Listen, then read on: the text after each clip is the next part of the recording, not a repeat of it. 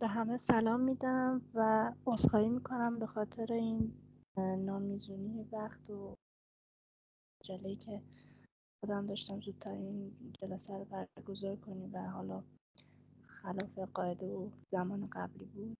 از همه عذرخواهی میکنم. صدای ضبط شده این جلسه رو بتونید بشنوید. فکر میکنم این جلسه حالا احتمالاً یه جلسه آخر باشه، ولی این موضوع منوط به این میشه که حالا در انتها بگم چند تا دسته‌بندی قائل بشیم برای ادامه. اگر دوستان دوست داشتن تو اون دسته‌بندی‌ها شریک بشن، این گروه رو ادامه میدیم. اگر نه که برای همتون آرزوی موفقیت میکنم.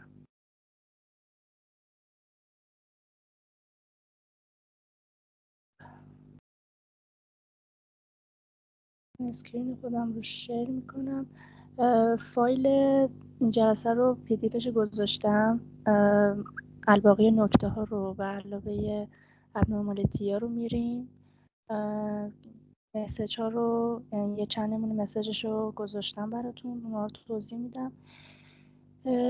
نمونه های دیگه از مسیج هایی که در واقع فکر میکنم یه 60-70 تا مسیج اصلی داشته باشیم، این مسیج ها رو ازتون میخوام که حالا در انتها اگر میگم علاقه من بودن، هر کدوم از بچه هایی که دوتا از مسیج ها رو انتخاب بکنن به انتخاب خودشون و اون پارامترهایی که بهشون میگم رو پیدا بکنن، دیسکریپشناش رو پیدا بکنن، یک تعریف ساده از این مسیج ها داشته باشیم، یعنی دلیل به وجود آمدن این مسیج رو بدونیم برای اینکه این مسیج از چه SSNی به چه SSNی داره تزریق میشه، بدونیم که چرا همچین مسیجی تولید شده و بعد در مورد محتواش و پارامتراش صحبت میکنیم.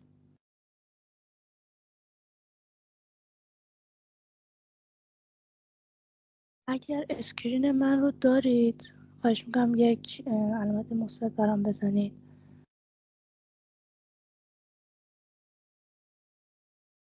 مرسی. خب.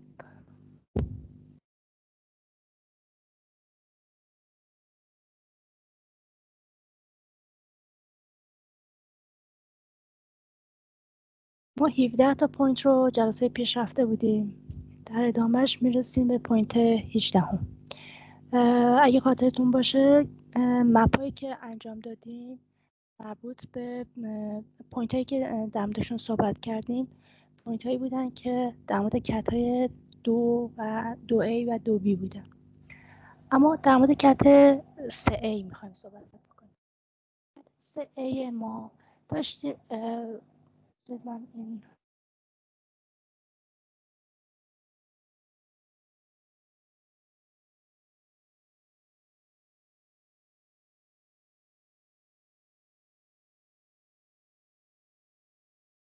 خب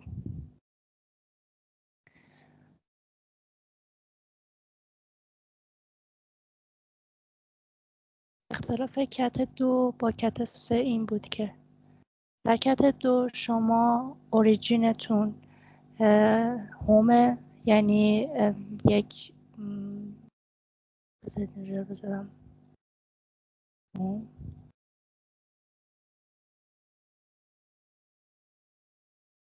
افرادی که توی بخش هوم بودن سبز رنگ هستن و از ویزیتد وقتی اومدن داخل هوم و میخوان ارتباط رو برقرار بکنن، باید اوریجینشون داخل هوم باشه و مقصدشون خارج از هوم. حالا در مورد کت 3 خلاف اینو داشتیم.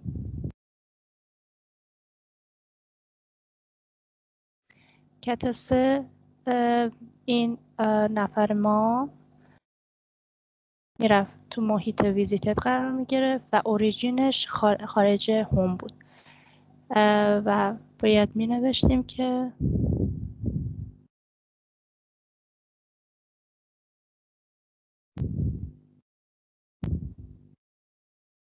out of home.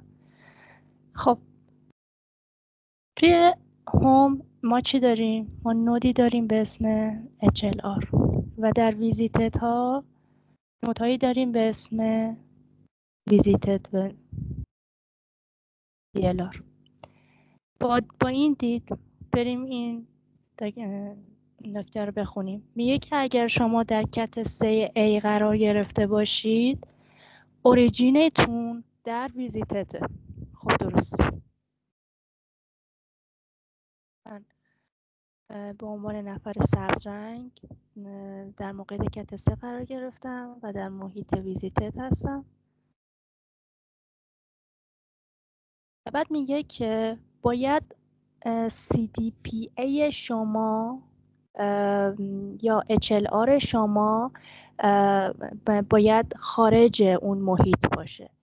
یعنی چی؟ یعنی مقصدی که دارید سیگنال رو ارسال میکنید CDPA تون و HLR تون باید تو یک ناحیه جغرافیایی باشه.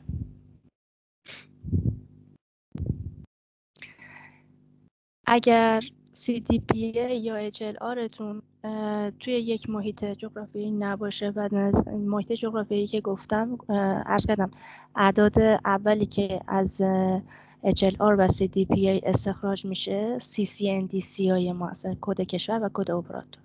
کد کشور و اپراتور باید متعلق به یک ناحیه جغرافیایی باشه. اگر اینطور نباشه باید بلاک بشه. به عنوان کت 3A باید بلاک بشه. 3B چی میگه؟ 3B میگه اوریجینیت شما دوباره همون ویزیتده، با این تفاوت که VLR تون اگر با CGPA یکسان نبود باید بلاک بشه. شما توی 3A به مقصد نگاه کردید و گفتید CDPA تون باید هم راست و هم جغرافیا با HLR باشه. توی 3B میگه که CGPA شما یعنی مبدأ شما با VLR ویزیتد، حالا از عبارت ویزیتد استفاده نمیکنه، میگه با VLR. چرا؟ چون شما اولین نودی که دارید به عنوان مبدأ سیگنال خودتون رو ارسال میکنید به VLR ویزیتد. پس قاعدتا باید CGPA و VLR تو یک ناحیه جغرافیایی باشه. اگر این دوتا CCNDC هاشون کد اولشون با هم متعلق به یک ناحیه نباشه باید بلاک بشه. به عنوان چی؟ به عنوان 3B. If VLR number is not equal to CGPA. Okay. خب پوینت 20 چی میگه؟ پوینت 20 میگه که هر کدوم از این مسیج هایی که شما دارید متشکل از یک اپلیکیشن کانتکستیه، یک SSNی داره، یک ریکوست پارامتری داره. این ریکوست پارامتر هایی که شما حالا توی داکیومنت ها دارید در میارید، از توی TS ها دارید در میارید، به شما کمک میکنه که تعلقات یک آپ کد رو بتونید بشناسید. SSN و AC، حالا این مخفف اپلیکیشن کانتکست رو اگه AC بگیم، SSN و AC رو میتونیم از همون اکسل FS11 در بیاریم.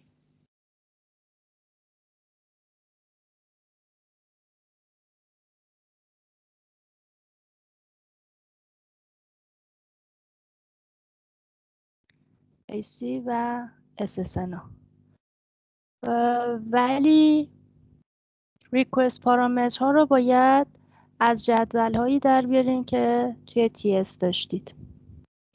من نمونهش رو براتون جلسه پیش باز کردم، فکر میکنم provide subscribing number بود که هر کدوم از این پارامترها مثلا متشکل از ایمزی باشه، اینوک آیدی باشه. یکی از دوستان زحمت کشیدن، آقای ایمان، یک اکسل بسیار بسیار خوبی رو تهیه کردن. این اجازه بدید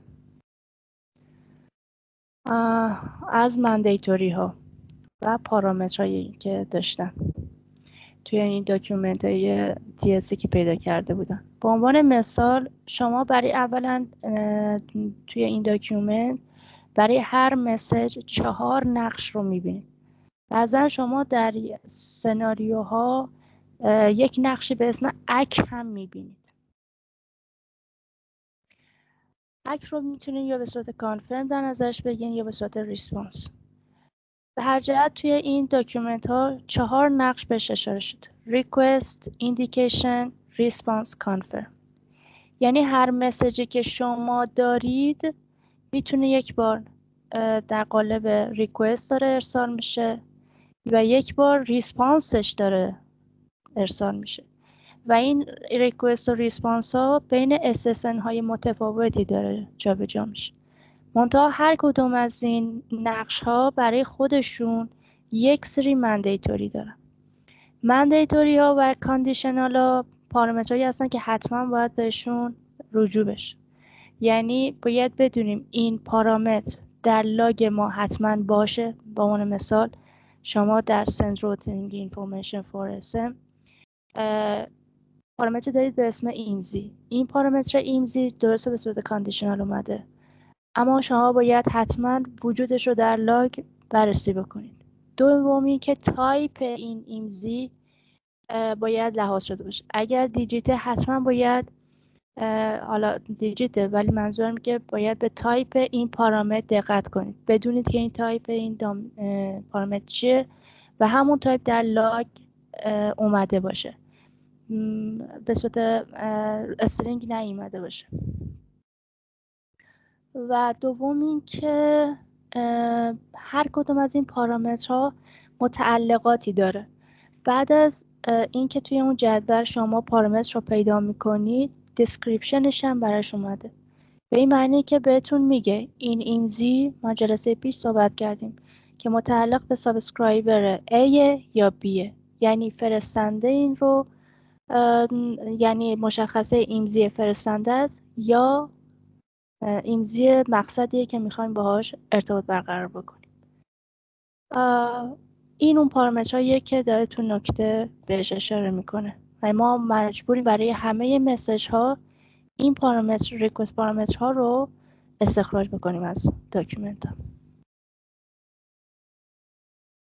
پوینت 21 میگه که اگر شما مسیج مپی داشتید که آبکدی که بهتون میگم همینیه که در این جدول شما میبینید. این آبکد اپریشن کد، اپریشن کدش unknown بود، جزئی از unknown PDU محسوب بشه.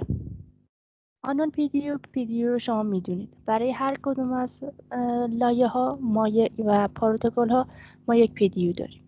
برای SCCP یک PDU داریم، برای مپ، کپ و همینطور الاخر. در ضمن شما باید این FS11 رو فقط روی مسیج های مپش تمرکز نداشته باشین، روی مسیج های کپ هم تمرکز کنید. ما در مسیج های کپ هم آبکد هایی رو داریم و به همین ترتیب مسیج هایی داریم. اینیشیال DP به عنوان مثال آبکدش 0 و جزئی از مسیج های ریسکی در سرویس کمل به حساب میاد. سرویس کمل سرویس های رومینگ هستن، بنابراین بسیار مهمه که ببینیم این مسیج در چه کاتگوری داره ارسال میشه و اینکه جزء دسته ریسکی ها هست یا خیر.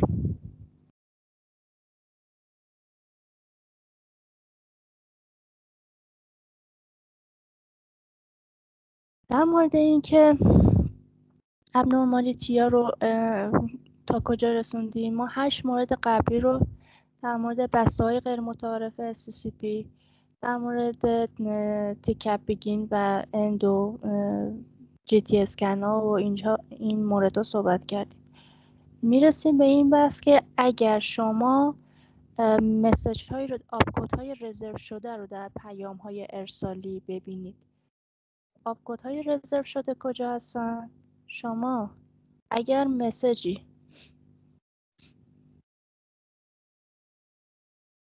این رو بردارم بلنکو بذارم. آپکد ها رو میبینید، لیست آپکد هایی که هیچ مسیجی براش ذخیره نشده، اینا آپکد های رزرو شده هستن که این آپکد ها اگر از کشور، حالا از خارج مرز به داخل هم بیاد، جز از سیگنال های مشکوک به حساب میاد. که بخوام عددش رو در نظر بگیرم،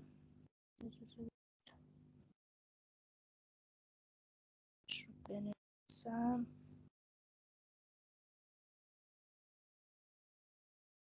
اینجا 0 1 27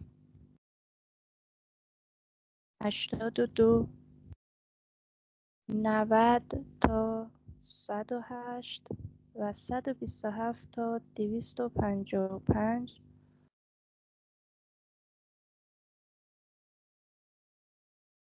رزرو آپکد هستن.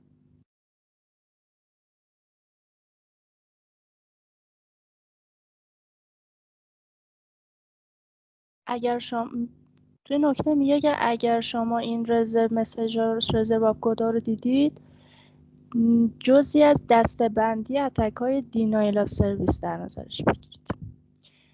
نکته بعدی میگه که اگر شما سرویس ایندیکیتور کد های رزرو شده ببینید، سرویس ایندیکیتور کد ها سرویس هایی هستن که تو لایه MTP3 تعریف میشن. توی تعریف این سیگنال کنم من اینجا بنویسم.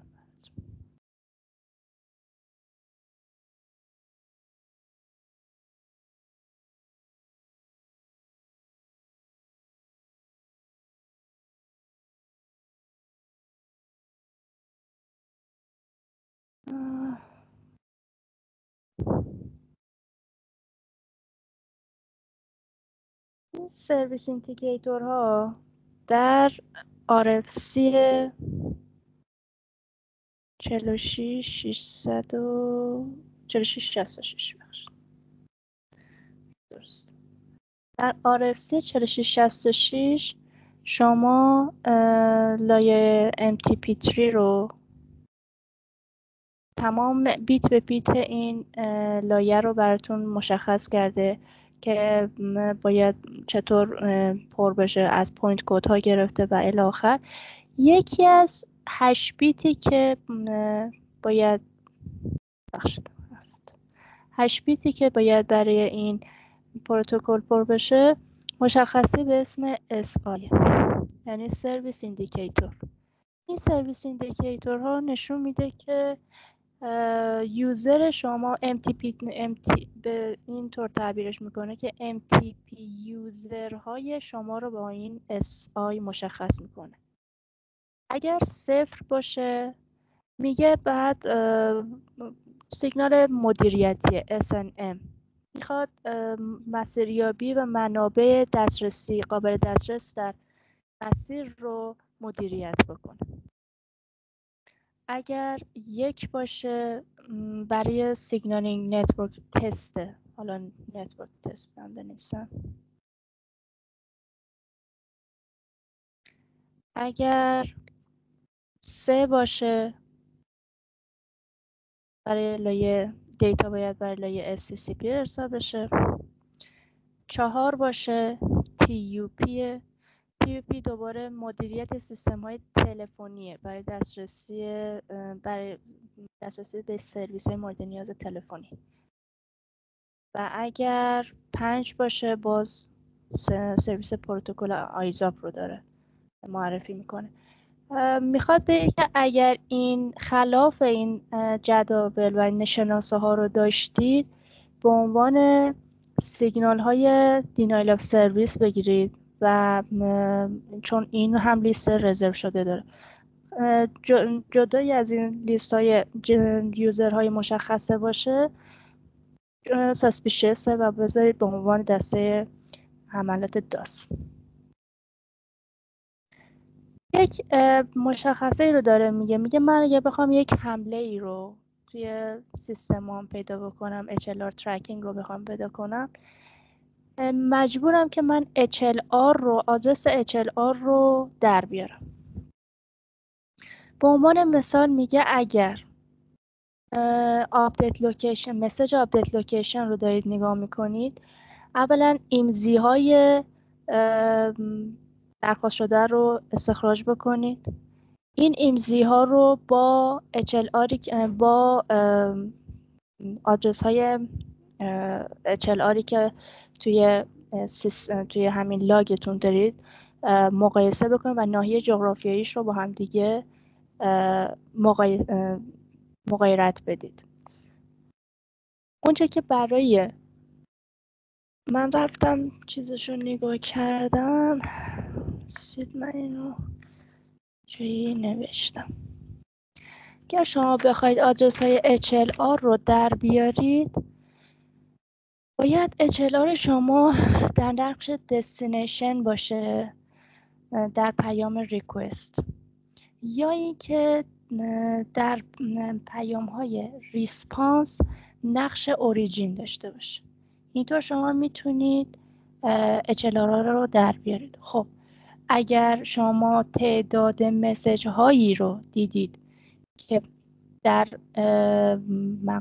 موقعیت ریکوست هستن و همگی دارن به دستینیشن HLR ارسال میشن، طبیعتا نزدیک به اینه که من دارم یک تریسی روی آدرس های HLR حالا اون اپراتور انجام میدم.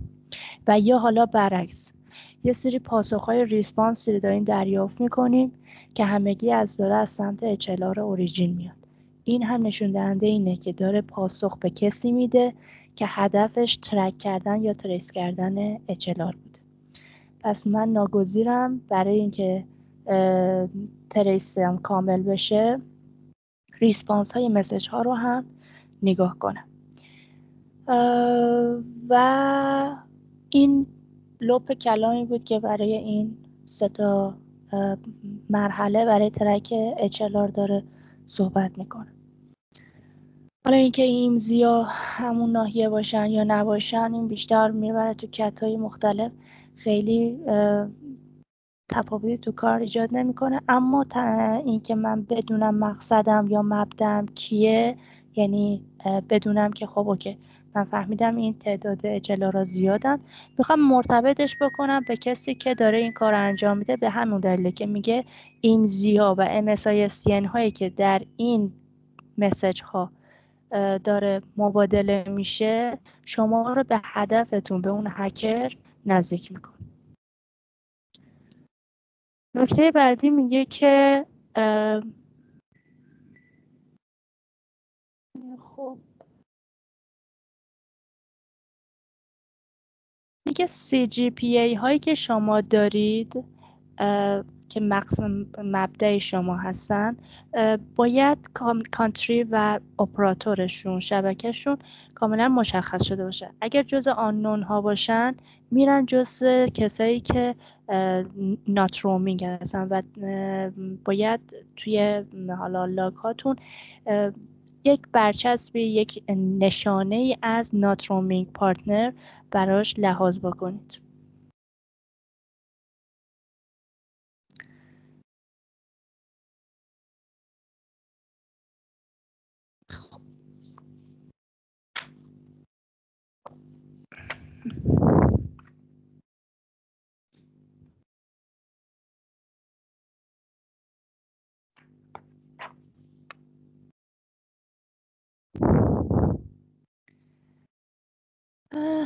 if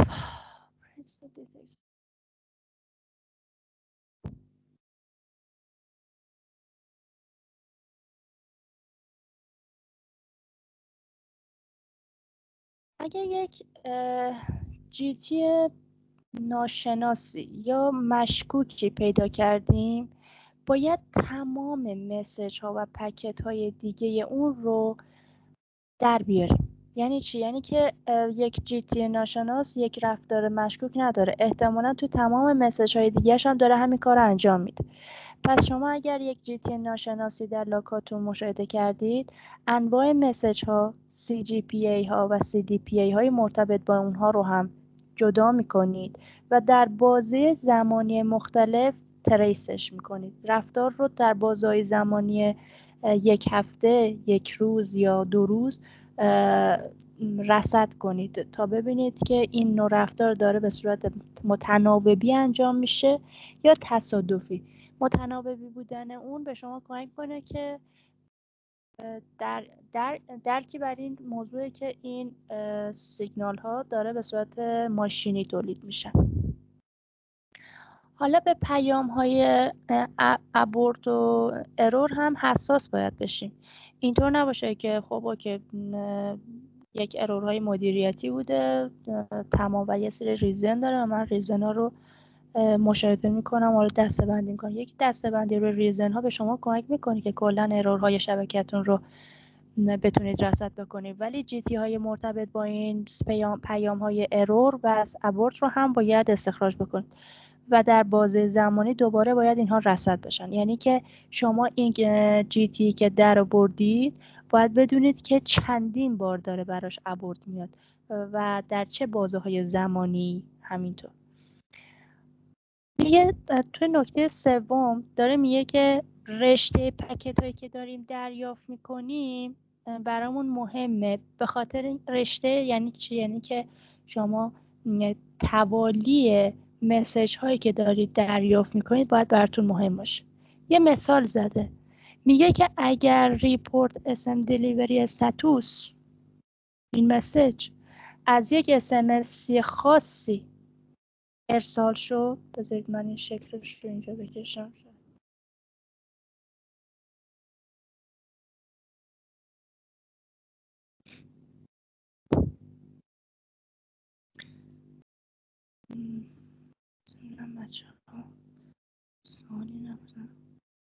اگر اپراتور برای رومینگ یک قرارداد رومینگ ها بسته باشه، آیا CGPA توی کت 3 ثابته؟ اگر اپراتور رومینگ یک قرارداد رومینگ ها بسته باشه، خب متوجه نمیشم CGPA تو کت 3 ثابته. منظورم این که مقصد چون وقت رومینگ هاب هستیم ما فقط به یه جا وصلیم، اون قرارداد متفاوت داره، درسته یا نه؟ بله بله. یه مالتی ایمزی تقریبا درست میکنه. ما انگار بله. اون که حالا تو کت 3 مثال زدم، یعنی ما هر چی تبادل باشه با یک یعنی ما دیگه کشورهای مختلف رو مد نظر نمیگیریم، یعنی لایه MTP3 مون ثابت میشه.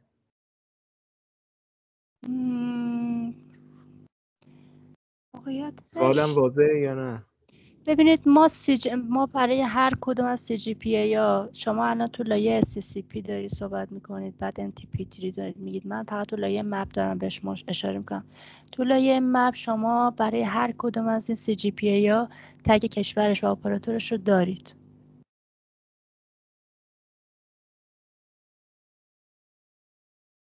حتی اگه رومینگ هاب باشه جدا جدا نباشه؟ چون ندیدمش نمیتونم در موردش صحبت بکنم، ولی تا اونجایی که اطلاع دارم اینه که برای تمام CGPA یا بله ما هم کشورش رو مشخصا داریم هم اپراتورش. خواهش میکنم. و همینطور برای CDPA. خب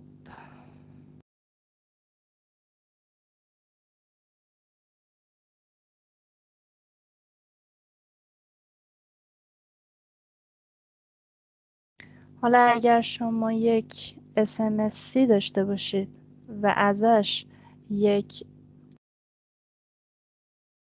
ریپورت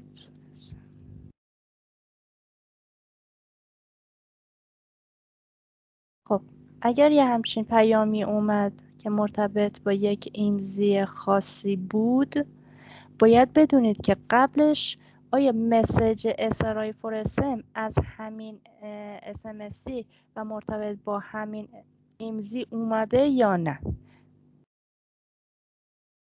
این کمک میکنه برای جایی که شما استیتلس هستید و نمیتونید توالی مسیج ها رو در پیدا بکنید حداقل تو بازی از نظر زمانی.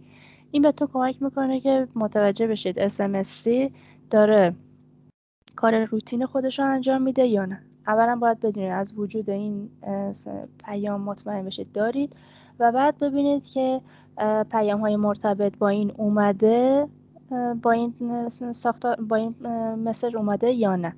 اگر اومده که هیچ، اگر نه ابنورمالیتی به حسابش بیارید. و برای همین هم باید بدونید هر کدوم از مسیج ها باید نقششون چی باشه. مثلا ریپورت اسم دلیوری میخواد بهتون بگه که این اسمس رسیده دست طرف یا نه و یک بازخوردی به فرستنده پیام برگردونه. خب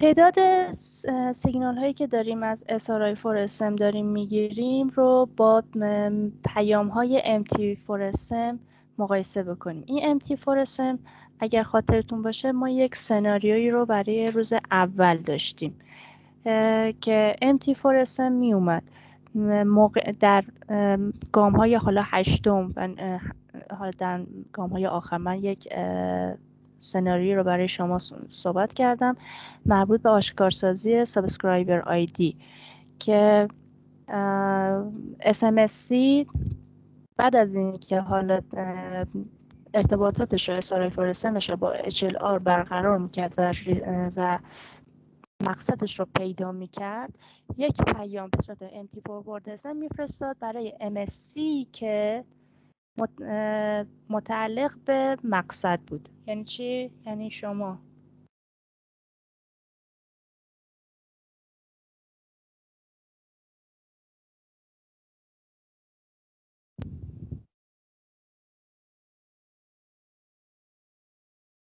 یه ای بود میخواست از طریق MSCVLR مسیجش رو برسونه به SMSC و از اون طریق برسونه به دست B که اون هم باید از طریق VLR یکی MSC میگرفت که متعلق به خودش باشه. خب این وسط این آدرس رو نداشت، اومد از HLR یه سری SRI for SM پرسید و بعد MT forward SM رو ارسال کرد.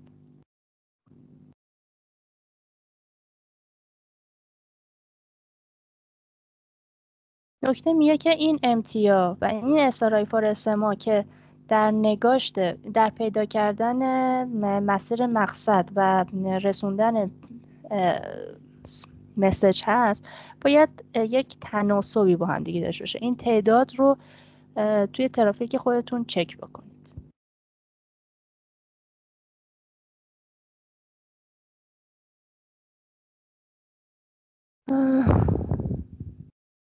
اگر میگه که تو نکته بعدیش میگه اگر SRI for SM زیاد بشه ولی سکونس اکتیویتی های دیگهش با هم دیگه همخوانی نداشته باشه، یعنی که ما فقط داریم توی این فلو مسیجمون فقط داریم SRI for SM میبینیم، یک تعبیرش اینه که دارن HLR ما رو اسکن میکنن. بنابراین به اون مبدا میتونیم به این دلیل مشکوک بشیم.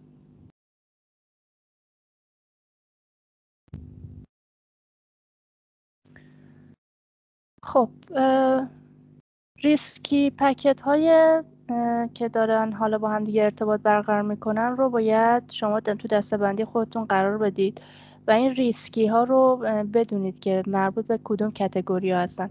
شما توی این جدول دارید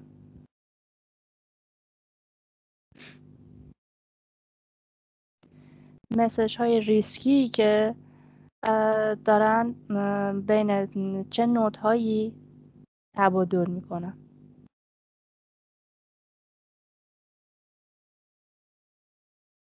به عنوان مثال میگه که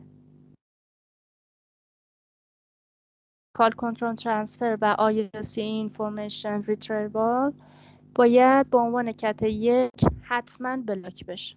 ببینید شما نمیتونید این رو در نظر بگیرید که همه کتای یک خودم رو در رومینگ حذف کنم، اما خاصا توی FS 11 اشاره میکنه که فلان مسیج فلان AC که حالا اپلیکیشن کانتکست باشه شون در کت یک دیده که در کت یک تعریف میشه در رومینگ دیده شد حتما بلاکش کنید.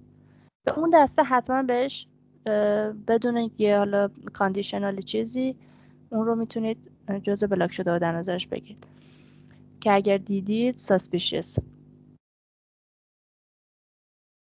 خب و میگه اگر نتورک فانکشنال SSH رو دیدید فقط توی کت 1 یا توی کت 2 در نظرش نگیرید، متناسب با اگریمنت های بین اپراتورها توی هر سه تا دسته ممکنه باشه، پس لزومی نداره که حتما بلاک بشه.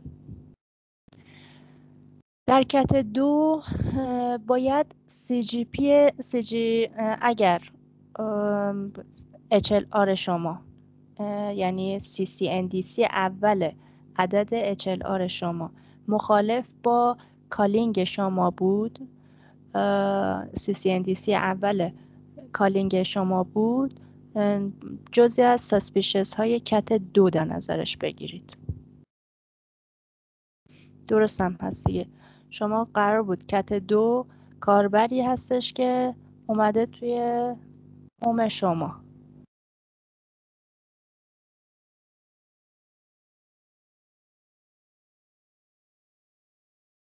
از ویزیتد اومده هوم شما.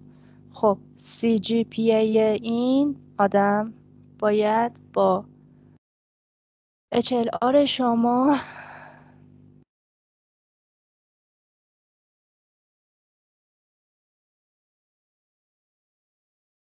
تو یک ناحیه باشه.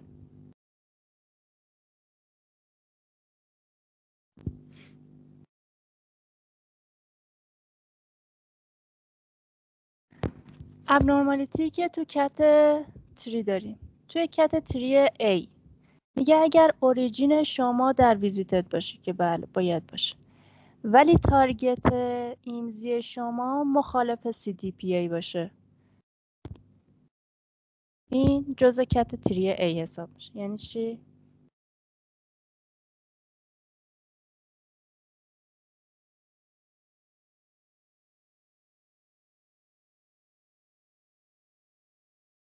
شما در هوم هستید،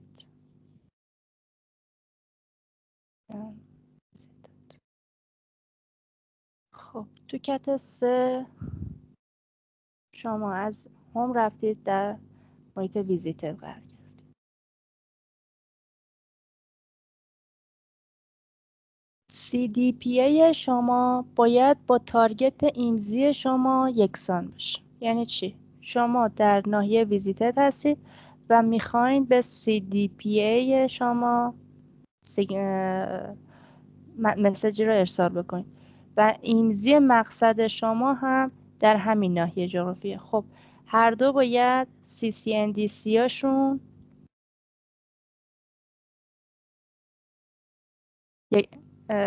یک مکان یک ناحیه رو نمایش بده. و اگر اوریجین مسیج شما در ویزیتد هست باید CDPA مخالف HLR باشه.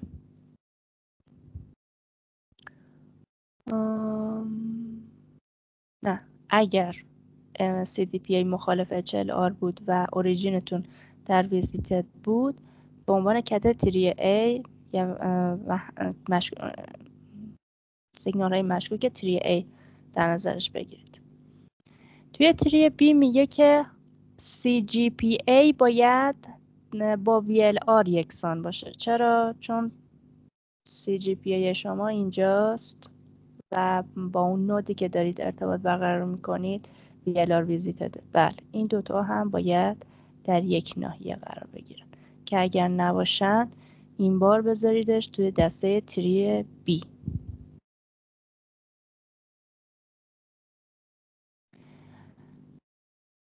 ابنورمالیتی ها رو تقریبا که تحقیقا تمام کردیم. رسیدیم به کت ها، رسیدیم به مسیج ها. شما برای این مسیج ها تعداد بیشتری دارید. من الان فقط 3 موردش رو اینجا براتون گذاشتم.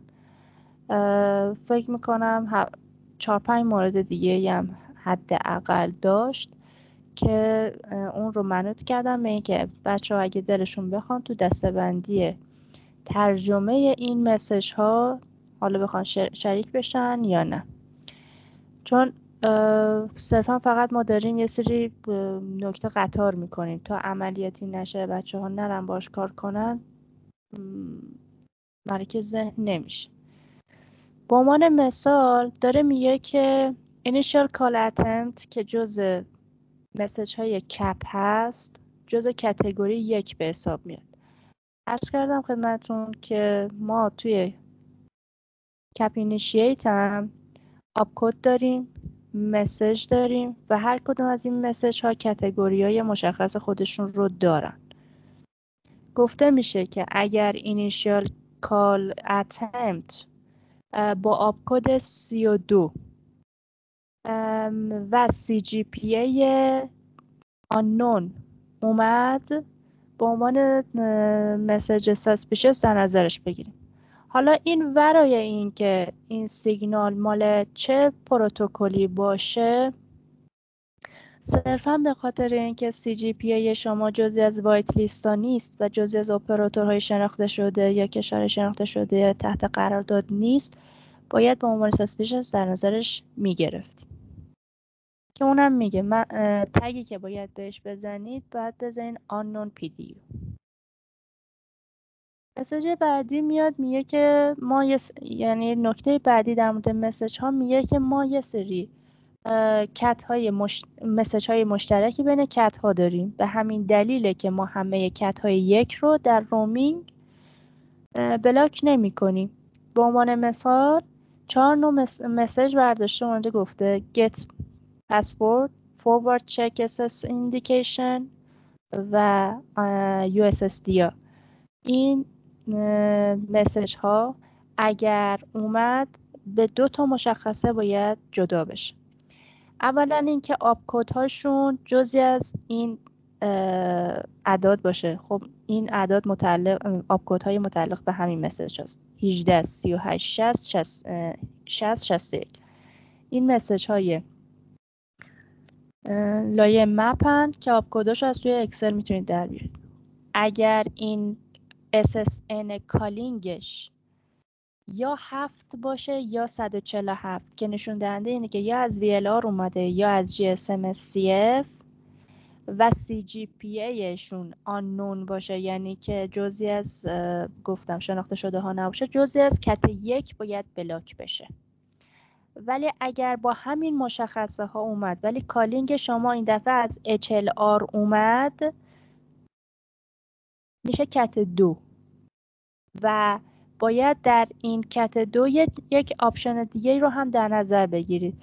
این که ایمزی که داره در اون سیگنال در اون لاگ دیده میشه باید متعلق به هوم باشه، یعنی CCNDCش باید با HLRی که شما دارید میبینید توی یک ناحیه باشه. اگر بود به عنوان کت 2 سیگنال مشکوک کت 2 اون رو استخراجش میکنید.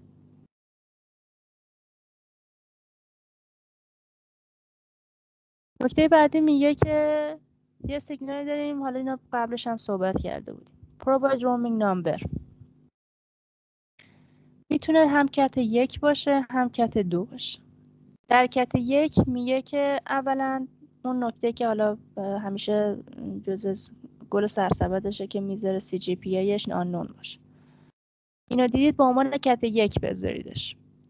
حالا به هر جهت اگر کالینگ شما هم از سمت VLR اومده باشه کت 1، اگر از سمت HLR اومده باشه 2 تا حالت داره، یا 2A یا 2B. برای 2A بودن باید ایمزیش، یعنی اون CCNDC اولی که دارید توی ایمزی لاگتون مشاهده میکنید، باید همسان با CCNDC HLR باشه. و اگر و برای مشکوک بودن به قاعده 2B اینه که CGPA تون، کالینگتون، اون CCNDC اول کالینگتون مخالف با HLR باشه. توی حالت قبلی ایمزی رو رفتیم چک کردیم، ولی تو حالت بعدی میایم CCNDC اول کالینگ رو نگاه میکنیم، با HLR مقایسه میکنیم. نکته بعدی این اتک از جلسه قبل باقی مونده بود. توی این اتک داره صحبت میکنه که ما باید تمام این کانتکست ها، یعنی اپلیکیشن کانتکست ها رو هم با آپکود هامون مغایرت بدیم. توی این نکته دقیقاً داره میگه که اگر شما سیگنالی به اسم ISD داشتید و ACش VCSG Location Update بود، حتما به عنوان کت 1 در نظرش بگیرید و دراپش کنید. بذارید من اینجا ببینمش.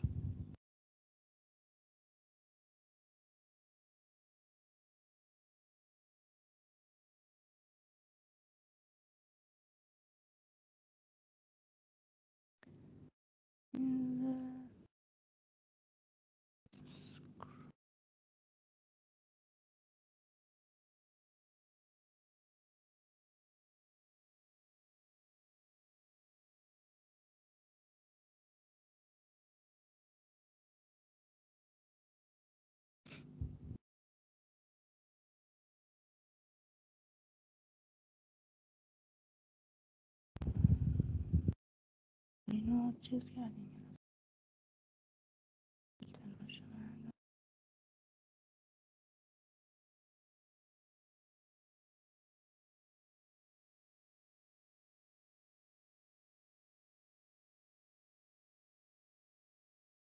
خب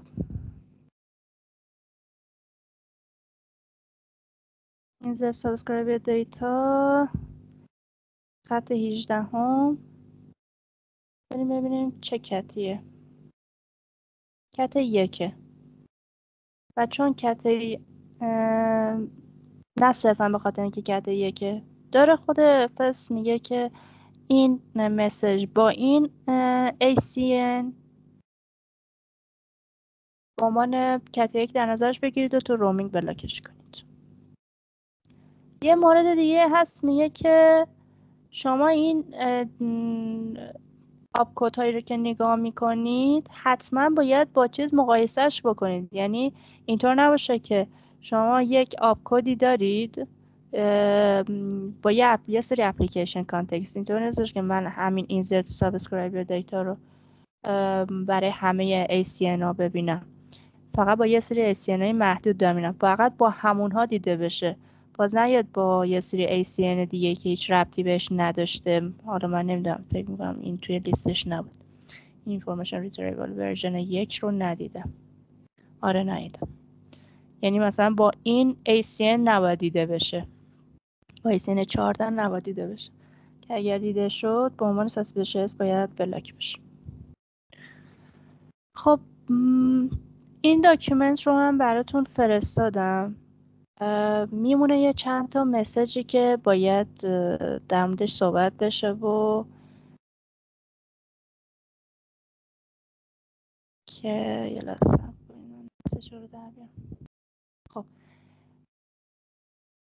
کار ارزنده ای بود که آقای ایمان زحمتش رو کشیدن. واقعا تعداد مسیج های زیادی رو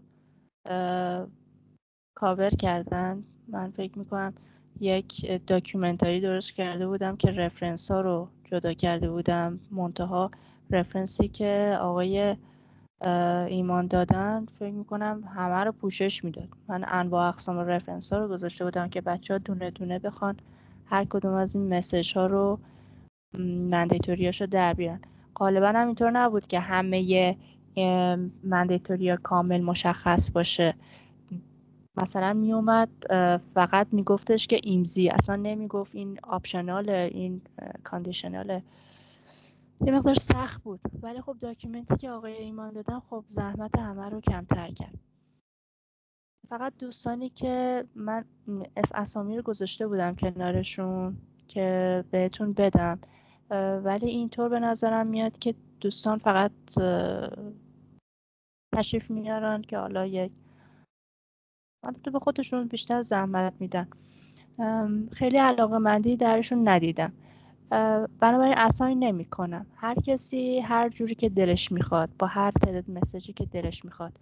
فقط مسیجی رو که انتخاب میکنه، من نمونه مندیتوری آقای ایمان رو بذارید من همینجا یه تصویر ازش بگیرم. همه رو هم چیز نمی کنم. بایستید یه شمایی از این من براتون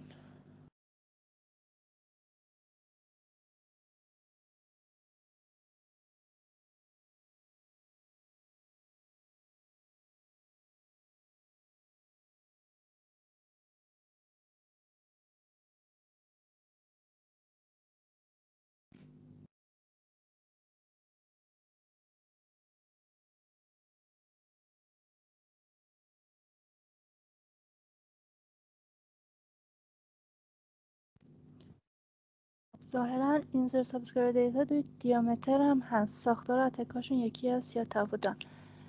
ببینید شما تمام مسیج وقتی دیامتر اومد تصورش این بود که سویل شما حالا بعدا در مورد دیامتر بیشتر باهات صحبت میکنم. دیامتر اومد گفتش که من میام SS7 رو پوشش میدم توی LT و دیگه میتونید رو من حساب بکنید و تمام. ولی قاعده که الان در به صورت عملی تی دیده میشه اینه که همه سرویس های SS7 رو نتونسته پوشش بده و یا حداقل ازش فعلا نتونستن اونقدر بهره برداری بکنن.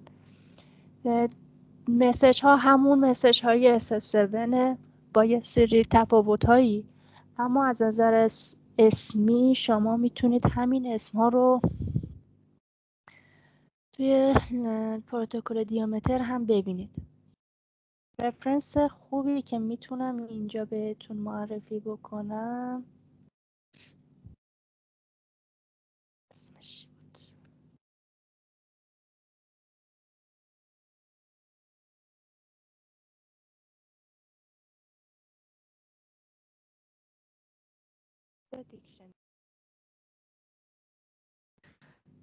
این دیامتر دیکشنری موبیلیوم به شما کمک میکنه تمام مسیج ها و فاکتوراش رو ببینید. آره، به علاوه اینکه AVP هاش رو دسته‌بندی کرده. به نظر من این داکیومنتری فوق‌العاده است و هر کدوم از مسیج ها و ریزش رو میتونید با کلیک کردن بهش دوباره مراجعه کن و تیکه تیکه تمام قسمت های مسیج رو براتون مشخص میکنه.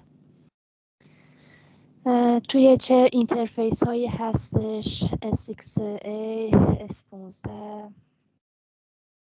S6A کو S6A اینا مسیج هایی هستن که بین MME و HSS دارن مبادله میشن و برای احراز هویت داره استفاده میشه، برای آپدیت کردن دیتابیس MME داره استفاده میشه. به هر حال این اینترفیس بسیار مهمی. خب من اون چیزی که میتونم بهت پیشنهاد بکنم برای اینکه به مسیج های دیامتر مراجعه بکنی، غیر از اینه که میتونی به FS 19 اون رو دانلود بکنی و مسیج های دیامتر رو بخونی، خود این میگم این دیکشنری خیلی جامعی بود که حداقل به من خیلی کمک کرد. تونستم تمام اون ریز مسیج هایی رو که دلم میخواست با کداشون، با AVP هاشون و توضیحی که داره در مورد هر کدومش توضیح میداد کارساز بود.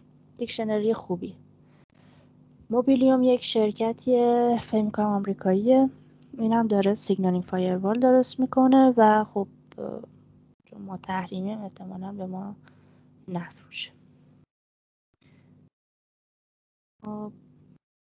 من کجا بودیم؟ حالا اینکه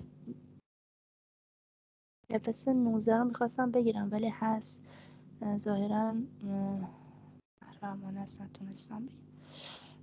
FS 19 رو بذارید من یه سرچ بکنم ببینم داکیومنتی هست برات بذارم. فقط یه چیز دیگه میخوام در مورد این تصویری که گذاشتم بگم.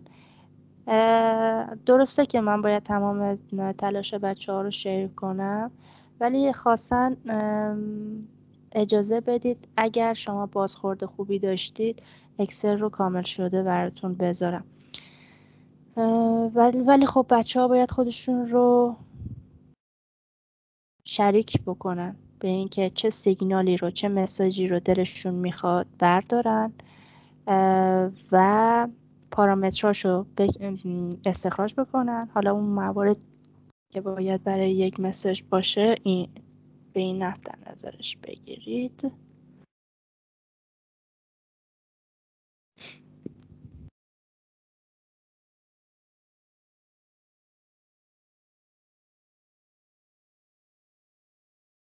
خب ساختار به چه ترتیب؟ شما یک مسیج رو انتخاب میکنید به انتخاب خودتون. میدونیم که نقش ریکوست داره، ریسپانس داره، ایندیکیتور و کانفرم داره. حالا ممکنه اکم ببینید. در هر کدوم از این نقش ها یه سری مندیتوری داره. ممکنه ایمزی باشه، ممکنه MSI SDN باشه، ممکنه HLR ادرس باشه، ممکنه نمیدونم حالا اینجا می‌نویسم ممکنه MSC ادرس باشه، خیلی چیزای دیگه هم ممکنه باشه. خب و هر کدومش ممکنه کاندیشنال باشه، مندیتوری باشه، آپشنال باشه. اینا رو بزنید حالا متناسب با اون TSی که دارید. من این رفرنسی که پیدا کردم رو براتون میذارم، هم رفرنسی که آقای ایمان پیشنهاد داده. بعد از اینکه شما این مشخصه ها رو درآوردید، در کنارش یک ستونی در کنار هر کدوم از این پارامترها یک ستونی از دیسکریپشن قرار میدید. به چه معنی؟ که این ایمزی که داره میگه کاندیشناله متعلق به A یا B. من بدونم وقتی دارم از توی لاگ نگاه میکنم یا قراره من یه دیتکتوری بنویسم متناسب با جدولی که شما دارید میدید، چون هدف اینه ما لاگی نداریم. خب اما داکیومنت ها دارن به ما میگن که اگر لاگی وجود داشته باشد این مسیج با چه نقشی خواهد اومد و در هر نقشی چه پارامتری را خواهد داشت و این پارامتر متعلق به چه کسی خواهد بود. خب با همین تعریف شما میتونید دیتکشن خودتون رو بنویسید، خارج از این که این لاگ مال کجاست، کجا داره مانیتور میشه، اصلا میشه یا نمیشه، شما اصلا در حوزه تلکام استخدام شدید یا نشدید، اصلا دیگه مربوطون اهمیتی نخواهد داشت. فقط با پیدا کردن این مشخصه. حالا این شد وظیفه اول. اگر دوستان خواستن مسیجای خودشون انتخاب میکنن متناسب با این روش یه خروجی رو حالا در اختیار بقیه میذارن. دوم این که این مسیج رو پیدا کردین. خب مرحله بعدی میایم سناریوها رو پیدا میکنیم. من از دوستان میخوام که از جلسه آینده، یعنی میگم اگر دلشون میخواد، هر کسی یک سناریو بیاره.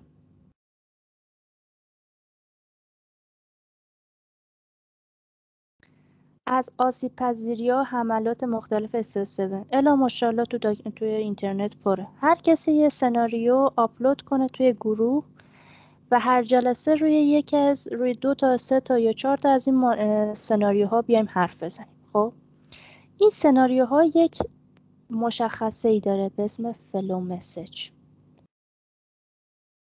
اگه خاطرتون باشه ما یه شکلی کشیدیم، گفتیم از این نود میره اینجا، میاد این ور، یه اکسپتی میگیره، یک کالی رو میفرسته این ور. خب این 1 2 3 هر کدومش یک مسیج بود اگه خاطرتون باشه. خب شما وقتی یک اکسل درست کردید، فقط مسیج ها و مندیتوری ها رو در آوردید، یک اکسل دیگه یعنی یک شیت دیگه باز میکنید. این شیت اول شما بود که مسیج ها بود.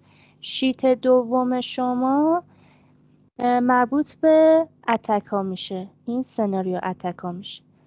الان در مورد این که این شیت رو چطوری پر کنیم و چطوری به شما کمک میکنه که این یک مرجی بین این شیت ها داشته باشیم، اجازه بدین الان صحبتش رو نکنم تا ببینیم که دوستان چقدر میخوان در پر کردن شیت 1 مشارکت بکنن. وقتی شیت 2 پر بشه، شما از شیت 1 دیتکشنتون رو دارید، از شیت 2 اتک سناریوتون رو دارید. یک دیتابیس بسیار جالبی براتون پیش میاد. کی عملیاتی اینو میبینید؟ نقش مرج کردن اینجا رو، این مرج کردن مسیج و اتک سناریوها رو کجا میتونید ببینید؟ میریم توی مایتر، اونجا نگاه میکنیم. مایتر چی داره میگه؟ میگه شما اولا، من رفتم توی حوزه موبایل مایتر، همین بارلش رو هم براتون بذارم. اگر سوالی داشتید.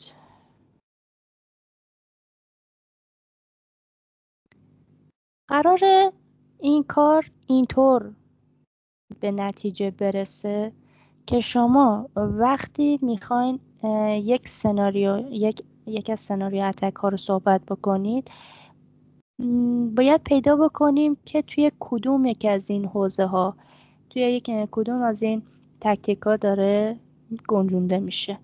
به عنوان مثال من اگه بخوام دینایل اف سرویس رو بگردم،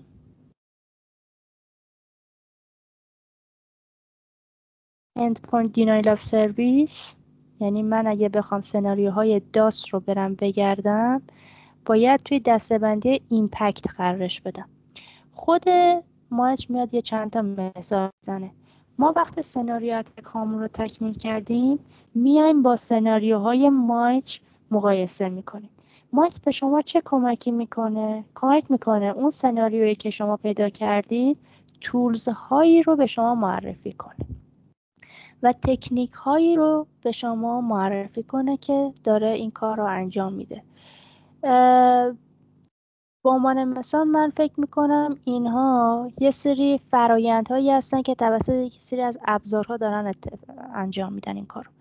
میتونیم این ابزارها رو تک به تک وقتی یکی از سناریو رو انتخاب کردیم در مایتر هم پیدا کنیم، تولزاشو دسته‌بندیاشو حالا جدا کنیم، روی هر کدوم از این دسته‌بندی‌ها دیپ بشیم و ببینیم هر کدوم از این تولزی که داره این کار رو انجام میده با چه کدی داره انجام میده و دیتکشنی که شما توی شیت اول انجام دادید رو با اگزمپل هایی که خود مایتر داره معرفی میکنه توسعهش بدید. خب این پیشنهاد منه برای ادامه کار. گرچه خود مایتر هم یه سری روش دیتکشن داره، ولی باز این رو میتونیم مقایسه بکنیم با دیتکشن هایی که خودمون داریم انجامش میدیم. اگر دوستان سوالی داشته باشن من در خدمتتونم. جانم بفرمایید. این سوالی که داشتم درباره همون پر کردن اکسل. اولین سوالم این که آیا ممکنه یه پیام، یه مسیج واسه یه 2 سناریو باشه، مثلا هم تو سناریو SMS استفاده بشه، هم مثلا لوکیشن آپدیت؟ 100%. خب و اگه اینجور باشه میشه توی یه سناریو مثلا آدرس ایمزی A باشه، توی یعنی مثلا تو قسمت ریکوست مثلا ایمزیش مثلا مندتوریه، مثلا اونجا واسه آدرس A باشه ولی توی سناریو دیگه آدرس B توش قرار بگیره. این امکان هست؟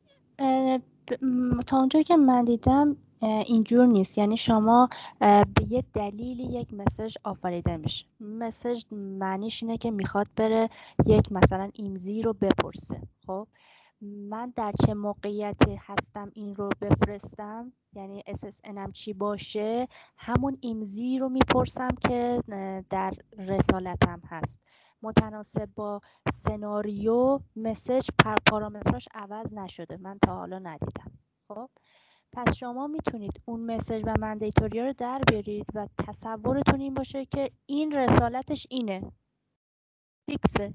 اما این که این مسیج در کدوم یک از گام ها یا فلو مسیج های من ظاهر بشه، اولا متغیره، دوم در چه سرویس هایی ظاهر بشه، متغیره، سوم این که حتی ممکنه SSN هاش متفاوت باشه.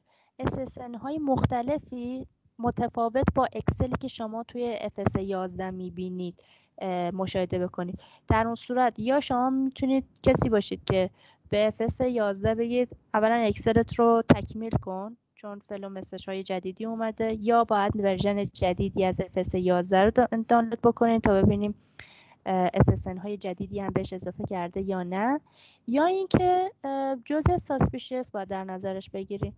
این سه تا پارامتر فقط تو دیتکشن خودش رو نشون میده. جواب سوال شما رو من میتونم اینطور بدم: توی شیت 1 مطمئن باشیم که بهش مندیتوری دیگه اضافه نخواهد شد. مطمئن باشیم که ایمزی که داره میگه برای مثلا سابسکرایبر بی هست، مطمئنا همین سابسکرایبر بی هست، یعنی برای مقصد رو داره میپرسه. ولی باید به این ریکوست و ریسپانسش حتما دقت کنید. شما ممکنه است مثلا شما فقط مسیج رو میبینید، همون اسمه ها، خب توی لاگتون ریکوست و ریسپانس هم در پسوند و پیشوندش نمیاد که شما متوجه بشید. متناسب با این که ریسپانس در چه لایه هاشو، یعنی در XUT یا UDTS و این چیزاست باید تشخیص بده که داره ریسپانس میاد. اون وقت ازتون با خودتون نگید که این ایمزیش مندیتوری بود و برای بی بود، شاید در ریسپانسش برای A باید بیاد. میدونید این رو باید متناسب با همون جدولی که داریم در میاریم بگیم، ولی فیکسه. منتها تو فلو مسیج ها نه. توی شما یک مسیج رو در میارید، بذارید من این رو اسمشو بکشم.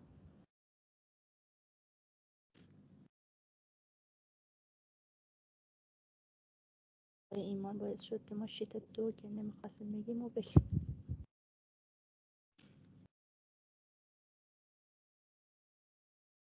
در شیت 2 شما یک مسیجی دارید که باز نقش های مختلفی داره. مسیج 1 ریکوست، ریسپانس، فلان.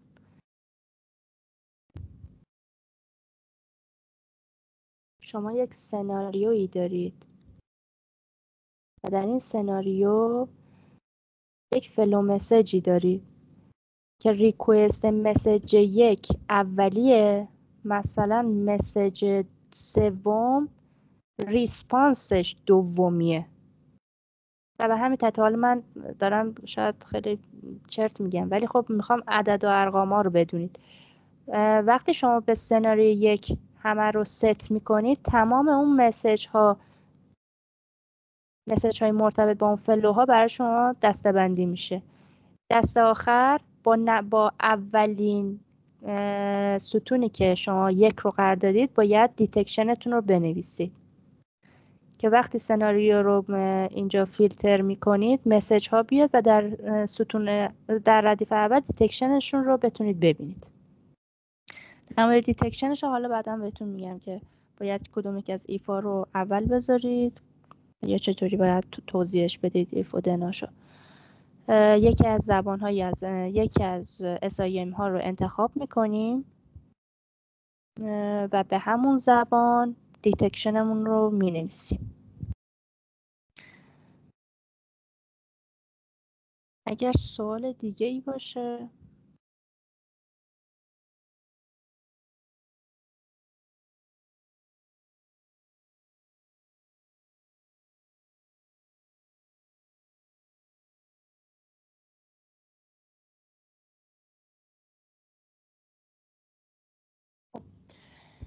پس من منتظر دوستان میمونم که ببینم چقدر ممکنه علاقه‌مند به ادامه سناریوها باشن یا مسیج ها باشن تا دسته بعدی رو برای سال جدید معرفی کنیم. اگرم نه که همتون رو به خدای بزرگ میسپارم و واقعا امیدوارم که همتون هر جایی که هستین موفق و مؤید باشین. سال جدیدم به همتون تبریک میگم. انشالله سال خیلی خوبی براتون باشه.